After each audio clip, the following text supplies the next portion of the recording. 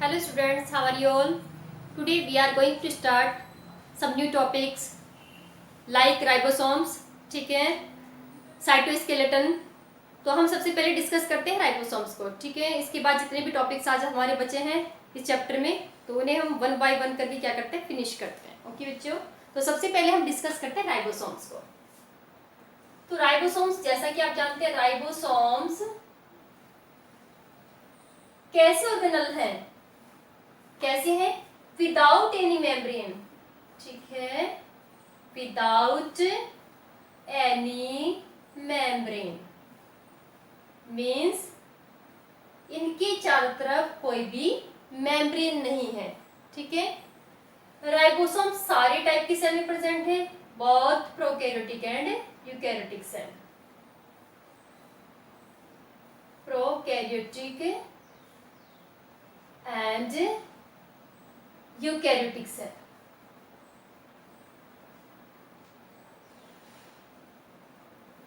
Eukaryotic cell के बच्चों, जो प्रोकैरियोटिक सेल है उसमें इनका साइज कितना है, 70s, और यूकैरियोटिक सेल में इनका साइज कितना है, 80s।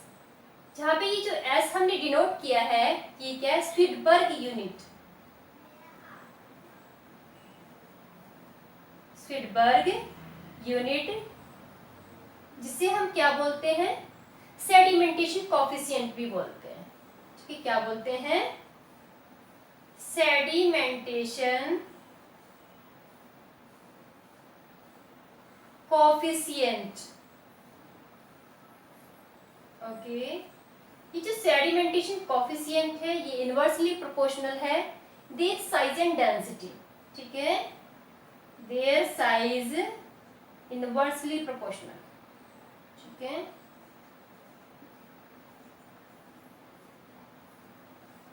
इनवर्सली प्रोपोर्शनल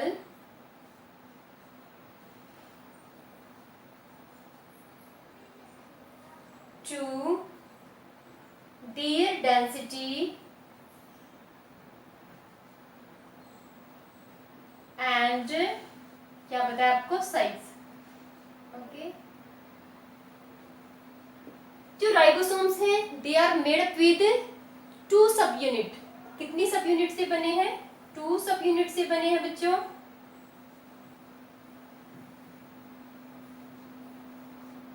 लार्जर सब यूनिट एंड स्मॉलर सब यूनिट, ठीक है, सब यूनिट।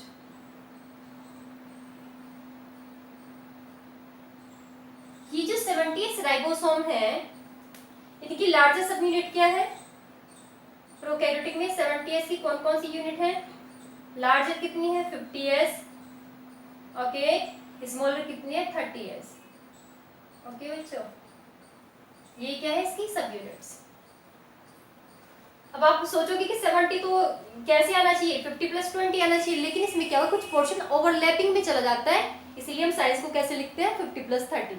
ओके, इसके बाद क्या है, 80s राइबोसोम। 80s राइबोसोम की सब यूनिट क्या है, 60s + 40s। ओके बच्चों, अभी जो राइबोसोम्स है कहाँ पे बनते हैं, ये जो न्यूक्लियस है ना, न्यूक्लियस में कुछ रीजन्स हैं इधर पे, जिसे हम क्या बोलते हैं, न्यूक्लियोलस। ओके, न्यूक्लियोलस बोलते हैं। तो इनका सिंथेसिस कहाँ पे होता है, न्यूक्लियोलस में, ठीक है। तो राइबोसोम्स कहाँ पे सिंथेसाइज होते हैं, इन न्यूक्लियोलस। ओके, और बने किससे होते हैं, ये बने होते हैं आरएनए एंड प्रोटीन्स, ठीक है। आरएनए प्रोटीन से बने होते हैं, फ्री भी हो सकते हैं साइटोप्लाज्म के अंदर, फ्रीली प्रेजेंट हो सकते हैं, और किसके साथ बाइंड रह सकते हैं, और ऑन द सरफेस ऑफ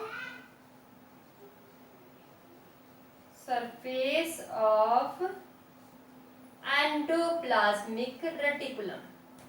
समझ आया आपको? राइबोसोम्स क्या है, प्रोटीन फैक्ट्री भी बोलते हैं इनको, राइबोसोम्स वो ऑर्गेनल है जिनके चारों तरफ कोई भी मेम्ब्रेन नहीं है, ठीक है। दो तरह के हैं, ऑल टाइप्स ऑफ सेल में प्रेजेंट है। टू टाइप्स के हैं, 70 एंड 80s। 70s किसमें प्रेजेंट है? प्रोकैरियोटिक सेल में। 80s किसमें प्रेजेंट है? यूकैरियोटिक सेल में, ठीक है। अभी जो एस है यहाँ पे हमने डिनोट किया, ये क्या स्वीटबर्ग यूनिट है, एक साइंटिस्ट का नाम है स्वीटबर्ग, ठीक है। और ये क्या डिनोट करता है? सेडिमेंटेशन कोफिशिएंट भी इसी को बोलते हैं, जो इनवर्सली प्रोपोर्शनल है their density and size. Okay बच्चों, देन हमने किस सब यूनिट की बात करें कि ये 70s है या फिर 80s है, ये दो सब यूनिट से मिलकर बने थे, लार्जर एंड स्मॉलर सब यूनिट, ठीक है। तो 70s की यूनिट कौन कौन से सब यूनिट क्या है? लार्जर सब यूनिट है उसकी 50 और स्मॉलर क्या है 30, ओके। जबकि जो ये 80s है राइबोसोम, इसकी लार्जर सब यूनिट क्या है 60 एंड स्मॉलर क्या है 40s। ओके बच्चों, कहाँ पे बनते हैं? न्यूक्लियस के अंदर बनते हैं, ठीक है। किस किस से मिलके बनते हैं? राइबोसोम से, सॉरी आरएनए एंड प्रोटीन से मिलके बनते हैं, ओके। और क्या करते हैं? प्रोटीन सिंथेसिस में हेल्प करते हैं। क्या है इनका main function? Participate in protein synthesis. Function की बात करें तो आप क्या बताओगे बच्चों? Help in protein synthesis, protein synthesis करते हैं, okay. Now we comes on the, we move on the other topic, that is cytoskeleton, ठीक है। राइबोसोम्स अच्छे से हो गया। अब हम मूव करते हैं किस पे? साइटोस्केलेटन। अब साइटोस्केलेटन क्या है? जैसे आपकी बॉडी के अंदर स्केलेटन आपकी बॉडी को सपोर्ट करता है कि नहीं, तो ऐसे ही साइटोप्लाज्म के अंदर किसी भी सेल का जो साइटोप्लाज्म है उसमें क्या प्रेजेंट है? कुछ फाइब्रस प्रोटीन प्रेजेंट है, ठीक है। कैसी प्रोटीन प्रेजेंट है? Fibrous protein. तो वो फाइब्रस प्रोटीन क्या करती है? सेल को मोटिलिटी प्रोवाइड करती है, मोशन में हेल्प करती है, सपोर्ट करती है और क्या करती है? शेप प्रोवाइड करती है, ठीक है। जिन्हें हम क्या बोलते हैं? साइटोस्केलेटन, ठीक है। साइटोस्केलेटन क्या है बच्चों? ये these are fibrous protein, fibrous protein present in cytoplasm, cytoplasm में प्रेजेंट है, ठीक है। किसमें हेल्प करेंगी? हेल्प इन मोटिलिटी या मोटिलिटी, सेल को क्या करती है? सपोर्ट करती हैं and provides a shape, okay बच्चों, शेप प्रोवाइड करती है सेल को। समझ आ गया आपको बात? ओके। अब जो हमारा नेक्स्ट टॉपिक है इसी में, वो हमारा क्या है? दैट इज सीलिया और फ्लैजिला, ओके बच्चों। क्या है? Cilia and flagella, okay. Cilia and flagella. अभी जो सीलिया और फ्लैजिला है, तो मोस्ट ऑफ द केसेस में क्या करते हैं? ये मूवमेंट में हेल्प करते हैं, ओके।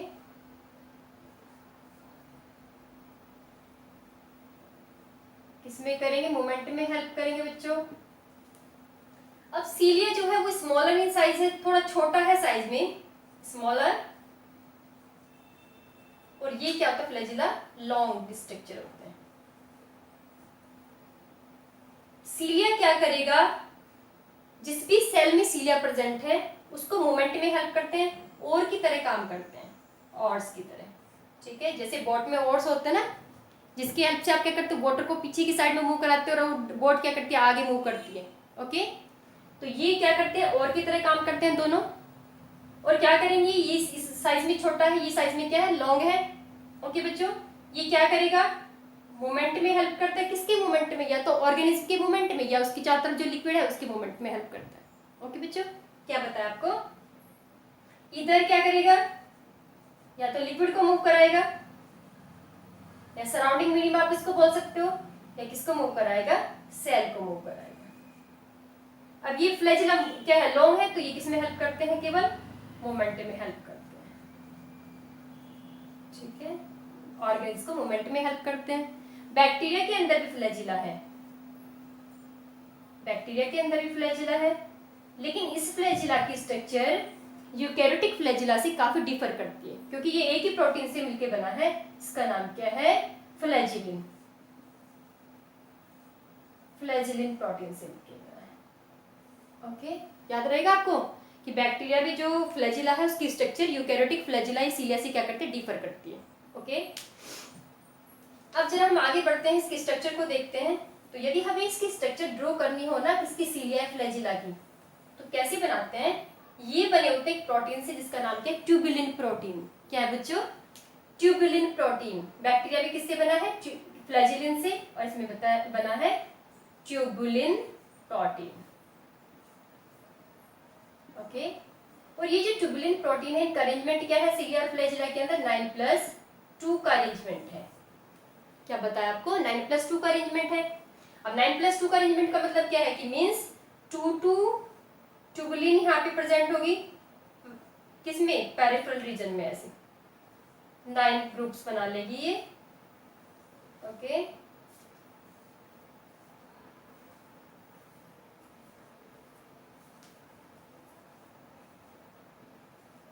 ओके बच्चों, और सेंटर में क्या होंगे, ऐसे 2 ट्यूबुलिन प्रोटीन प्रेजेंट होंगे सेंटर में।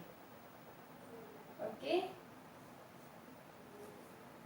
ट्यूबुलिन प्रोटीन मैंने ऐसे ऐसे बना दिया, तो ट्यूबुलिन है ट्यूब की तरह की प्रोटीन है, छोटे छोटे सर्कल आपको इसके अंदर बनाना है। यदि आप ऐसे बनाओगे तो आपके लिए समझना ज्यादा इजी होगा इसको।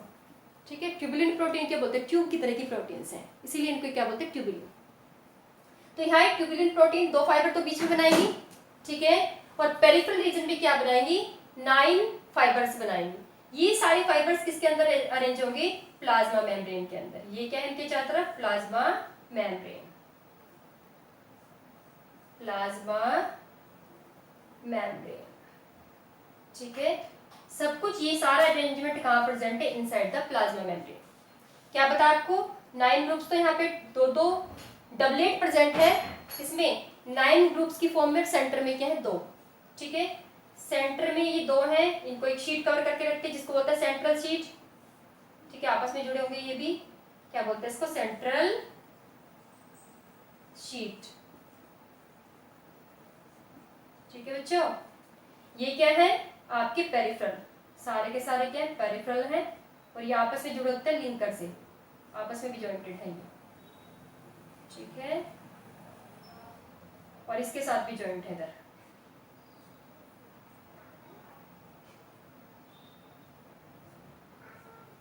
ठीक है, इससे भी जॉइंट है, लिंकर से जुड़े होंगे। ये क्या है, लिंकर।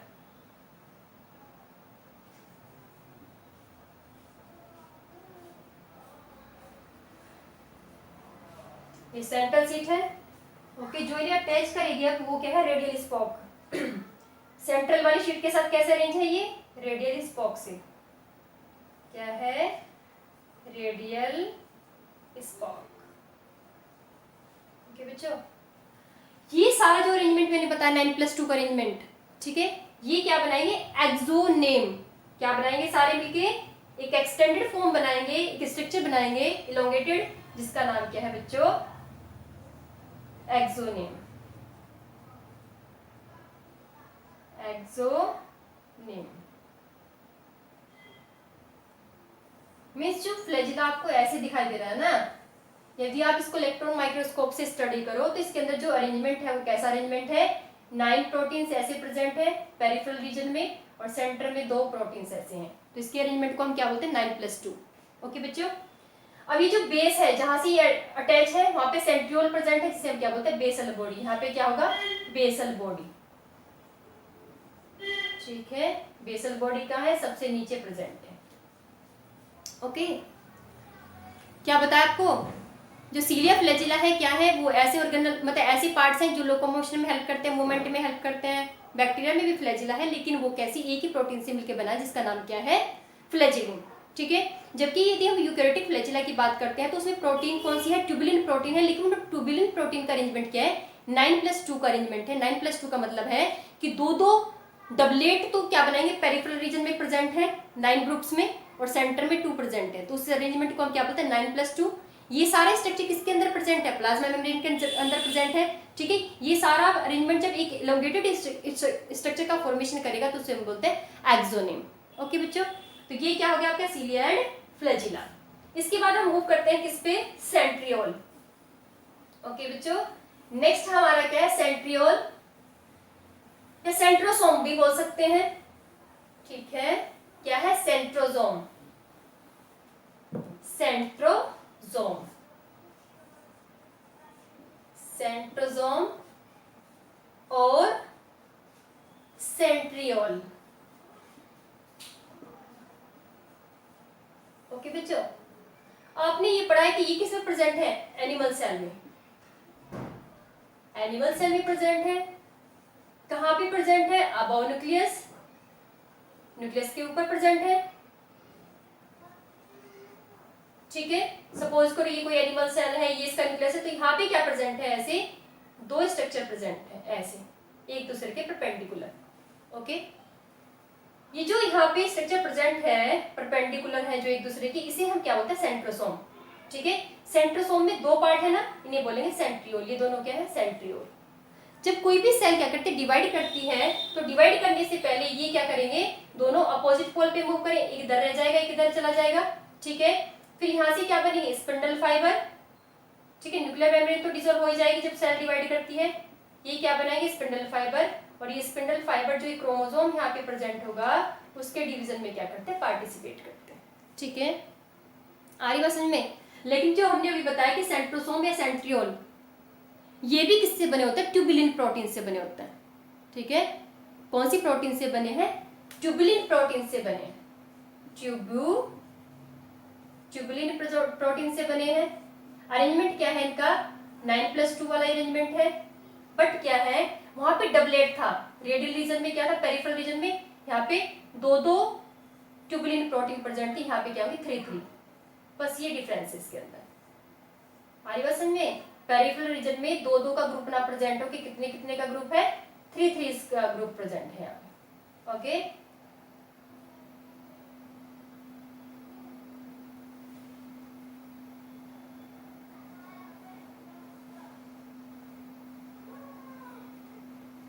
ओके बच्चों, थोड़ा यहाँ पे कंजेस्टेड हो गया, आप थोड़ा लूज करके बना लेना। ठीक है, सेंटर में क्या है, 2 ही है इधर। ओके, तो यहाँ पे क्या होगा कि सेंट्रोसोम क्या है, एक ऐसा ऑर्गेनल है जो केवल एनिमल सेल में प्रेजेंट है, न्यूक्लियस के ऊपर प्रेजेंट है, 2 परपेंडिकुलर स्ट्रक्चर्स के अंदर प्रेजेंट है, जिन्हें हम क्या बोलते हैं, सेंट्रियोल्स बोलते हैं। और सेंट्रियोल की इंटरनल स्ट्रक्चर किससे मैच करती है, वो सीलिया फ्लैजिला से मैच करती है। ओके बच्चों, लेकिन उसमें अरेंजमेंट क्या है, उसमें 2 ट्यूबुलिन प्रोटीन की जगह पे क्या प्रेजेंट है, 3 का ग्रुप प्रेजेंट है। ठीक है, 3 क्या है, 9 बनाएंगे। ठीक है, और बीच में क्या है, 2, तो क्या होता है, अरेंजमेंट तो लिखेंगे हम 9+2, लेकिन यहाँ पे है क्या, 9 में कितनी प्रोटीन है, यहाँ पे 3। ओके, और वहां पे कितनी थी, सीलिया फ्लैजिला में 2। ओके बच्चों, अब हम मूव करते हैं किस पे, न्यूक्लियस। नेक्स्ट जो टॉपिक है हमारा वो क्या है, न्यूक्लियस है। आप जानते हैं कि न्यूक्लियस को किसने डिस्कवर किया था सबसे पहले, रॉबर्ट ब्राउन ने 1831 में। ठीक है,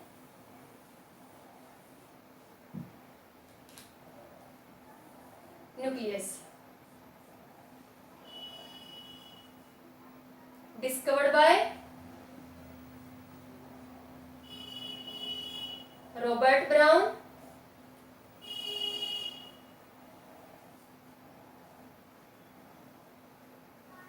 कब किया, 1831। इसके बाद फ्लेमिंग ने बताया बाय स्टेनिंग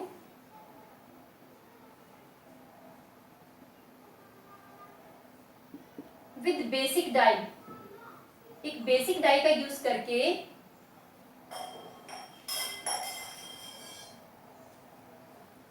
बेसिक डाई उन्होंने किसको आइडेंटिफाई किया, क्रोमेटिन,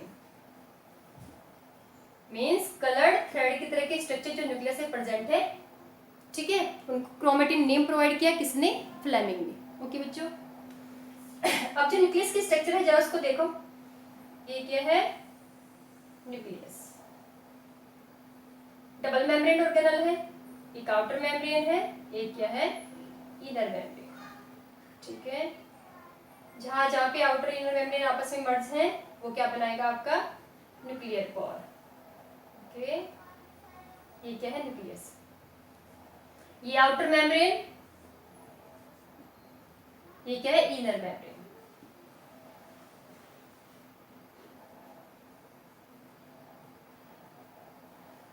यहाँ पे क्या है न्यूक्लियोप्लाज्म, न्यूक्लियोप्लाज्म में क्या है, यहाँ पे थ्रेड की तरह के स्ट्रक्चर है, क्रोमेटिन फाइबर बोलते हैं, यहाँ पे एक सर्कुलर स्ट्रक्चर जिसको बोलते हैं न्यूक्लियोलस। ये क्या है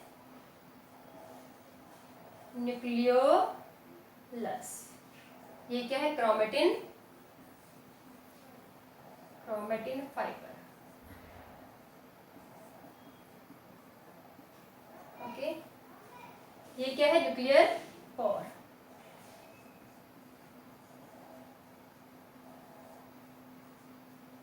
ओके, ये जो क्रोमेटिन है, ओके बच्चों, जब ये क्रोमेटिन पैक हो जाएगा, और किससे पैक होगा, with the help of, pack with basic protein. और कौन सी बेसिक प्रोटीन, हिस्टोन प्रोटीन। ठीक है, कौन सी, हिस्टोन प्रोटीन। क्रोमेटिन पैक होगा हिस्टोन प्रोटीन की हेल्प से। ठीक है, कुछ नॉन हिस्टोन प्रोटीन भी लगेंगे।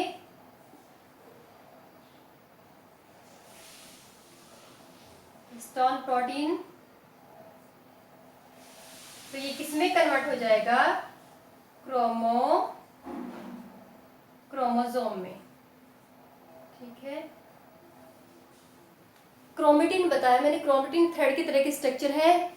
ठीक है, क्रोमेटिन मीन्स ये कलर को, बेसिक डाई को ले सकता है, सस्टेन कर सकता है। यदि आप बेसिक कलर इसे प्रोवाइड करोगे तो वो कलर इसके अंदर चला जाएगा। ओके बच्चों, अब हमने कहा कि जब ये थ्रेड की तरह की स्ट्रक्चर पैक हो जाएगी, किसके साथ पैक हो जाएगी, बेसिक प्रोटीन के साथ। ठीक है, तो उससे क्या बनेगा आपका क्रोमोसोम।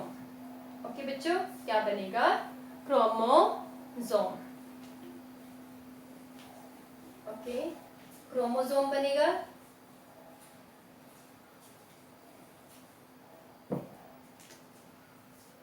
ये पैक हो गया क्रोमेटिन, तो ये क्या बन गया बच्चों, क्रोमोसोम। ओके, क्रोमोसोम में ये जो यहाँ पे स्ट्रक्चर है, इन दोनों को बोलते हैं क्रोमेटिड। ये क्या है, क्रोमेटिड। ये क्या है, सेंट्रोमियर। क्या है, सेंट्रोमियर। इन सेंट्रोमियर के ऊपर यहाँ पे कैप की तरह के स्ट्रक्चर है। ठीक है, दोनों साइड में क्या है, कैप की तरह की स्ट्रक्चर है। ओके, जो क्या करती है इसको, ठीक है, यहाँ पे क्या है, क्रोमोसोम जो इसे क्या करती है, प्रोटेक्ट करती है। ओके, सेंट्रोमियर है, कॉन्स्ट्रिक्शन है, क्रोमोसोम के बीच में कॉन्स्ट्रिक्शन है जहाँ पे उसके दोनों आर्म अटैच हैं। आर्म को क्या बोलते हैं, क्रोमेटिड। ठीक है, अब डिवीजन करने से पहले इसमें एक और आर्म निकल के आएगी, ये क्या बन जाएगी, सिस्टर क्रोमेटिड। ये क्या है, सिस्टर क्रोमेटिड। ओके बच्चों, ये क्या बन जाएगी, सिस्टर क्रोमेटिड। अब ये जो क्रोमोसोम्स हैं उनको क्लासिफाई करते हैं on the basis of the presence of centromere. Centromere की लोकेशन की बेस पे कि ये क्रोमोसोम में कहाँ प्रेजेंट है, तो उसकी बेसिस पे हम क्या करते हैं, इसको कुछ पार्ट्स में डिवाइड करते हैं, तो मुझे कुछ कैटेगरीज में डिवाइड करते हैं। वो कैटेगरीज कौन कौन सी है, देखो क्या है, यदि ये बिल्कुल मिडल में प्रेजेंट है, सेंट्रोमियर क्या है, मिडल में प्रेजेंट है, तो ऐसे क्रोमोसोम को बोलेंगे मेटासेंट्रिक। ये क्या है, मिडल में है तो क्या है, मेटासेंट्रिक। ओके, ऐसे क्रोमोसोम को आप क्या बोलोगे, मेटासेंट्रिक। क्या बताया मैंने आपको, कंफ्यूजन हो सकता है आप लोगों को। ठीक है, हमने ये बताया न्यूक्लियस में थ्रेड की तरह के स्ट्रक्चर प्रेजेंट है जो किससे बने होते हैं, डीएनए से बने होते हैं। ओके, जब ये डीएनए पैक हो जाएगा, ठीक है, और कब पैक होता है, जब सेल डिवाइड करती है, तो पैक होने के बाद ये कुछ स्ट्रक्चर का फॉर्मेशन करता है, उन स्ट्रक्चर को हम क्या बोलते हैं, क्रोमोसोम्स। ठीक है, और ये जो क्रोमोसोम्स हैं वो हर स्पीसीज के अंदर क्या होता है, क्रोमोसोम के नंबर फिक्स्ड होते हैं। ओके बच्चों, तो मैंने ये क्रोमोसोम की डायग्राम बनाई। अब ये जो क्रोमोसोम है किसी भी सेल के अंदर, जब ये सेल, कोई भी सेल जिसके अंदर क्रोमोसोम प्रेजेंट है, वो सेल डिवाइड करने वाली है, तो वो कैसा हो जाएगा, क्रोमोसोम ऐसा बन जाएगा। ठीक है, यहाँ पे बीच में एक, यहाँ पे क्या है, कॉन्स्ट्रिक्शन है, जहाँ पे दोनों उसकी आर्म जुड़ी हुई है, इन्हें हम क्या बोलते हैं, क्रोमेटिड्स। तो जब ये क्या करता है, रेप्लिकेशन करता है, मीन्स अपने जेनेटिक मटेरियल को दुगना करता है, तो यहाँ पे एक और आर्म बन जाती है जिसे बोलते हैं सिस्टर क्रोमेटिड। तो ये सेंट्रोमियर है, इसके ऊपर मैंने कहा कैप की तरह की स्ट्रक्चर है, इसे बोलते हैं काइनेटोकोर। क्या है ये, काइनेटोकोर। याद रहेगा आपको, काइनेटोकोर कहाँ प्रेजेंट है, सेंट्रोमियर के ऊपर, हाफ कैप इधर है, हाफ कैप इधर। ठीक है, now we are classifying the chromosomes on the basis of the centromere. Centromere center में है, बिल्कुल दोनों आर्म क्या है, बिल्कुल इक्वल, तो ऐसी क्रोमोसोम को हम क्या बोलते हैं, मेटासेंट्रिक। ठीक है, मिडल से थोड़ा ऊपर नीचे हो जाए, तो सपोज को ऐसे हो जाए, एक आर्म बड़ी हो जाए, एक थोड़ी सी छोटी। ठीक है, इसे बोलेंगे सब मेटासेंट्रिक।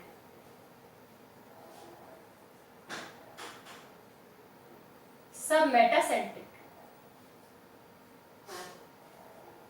और ज्यादा डिफरेंस क्रिएट हो जाए, एक आर्म ज्यादा बड़ी है और एक आर्म वो छोटी है। ठीक है, इसे बोलेंगे एक्रोसेंट्रिक।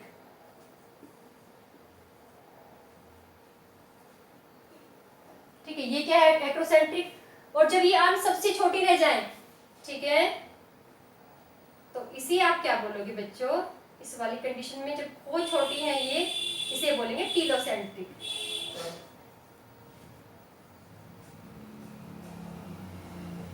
ओके, आप इस क्रोमोसोम को कंफ्यूज नहीं होना कि मैडम ने ऐसे बनाया, इसको सिंगल करके, आप ऐसे डबल करके बना सकते हैं, क्योंकि ये कब दिखाई देगा आपको, जब सेल डिवाइड करने वाली है। ठीक है, तो क्रोमोसोम्स को आप ऐसे भी बना सकते हो और ऐसे भी बना सकते हो, सिस्टर क्रोमेटिड वाला भी बना सकते हो और विदाउट सिस्टर क्रोमेटिड वाला भी बना सकते हो। ओके, तो ये बताया मेटासेंट्रिक, जब मिडिल में प्रेजेंट है, दोनों आर्म इक्वल है, जब एक आर्म थोड़ी छोटी है, एक थोड़ी बड़ी है, उसे बोलेंगे सब मेटासेंट्रिक।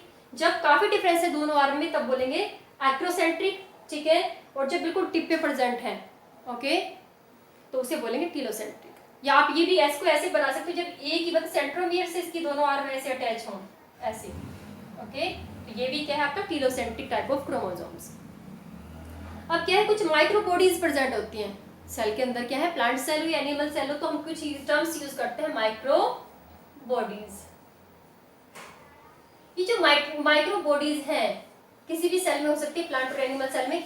वेसिकुलर स्ट्रक्चर है, मेम्ब्रेन से बाउंड कुछ वेसिकल्स प्रेजेंट होते हैं, जो किसी भी सब्सटेंस को क्या कर सकते हैं, स्टोर करके रख सकते हैं। ठीक है, तो वो वेसिकुलर स्ट्रक्चर जो एंजाइम को स्टोर करके रख रहा है, ठीक है, जिसके अंदर एंजाइम्स हैं या कुछ प्रोटीन्स हैं, ओके, या कोई अदर सब्सटेंस है, तो इन वेसिकल्स को हम क्या बोलेंगे, माइक्रोबॉडीज। ओके बच्चों, थैंक यू। आज आपका ये चैप्टर फिनिश हो गया, नेक्स्ट लेक्चर में पढ़ेंगे नेक्स्ट चैप्टर।